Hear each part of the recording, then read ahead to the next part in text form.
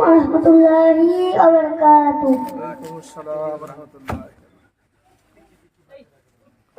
গড়েছ তুমি এই পৃথিবী জাহান, তুমি অসীম তুমি মহান।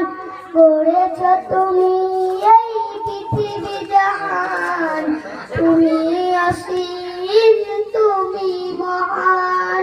তুমি পৃথিবীর পালনকারী, তুমি প্রভু বিশ্বজানি। আমি তোমাকে খুঁজি, আমি তোমাকে দেখি, আমি তোমার প্রেমের কবিতা লেখি। গড়েছ তুমি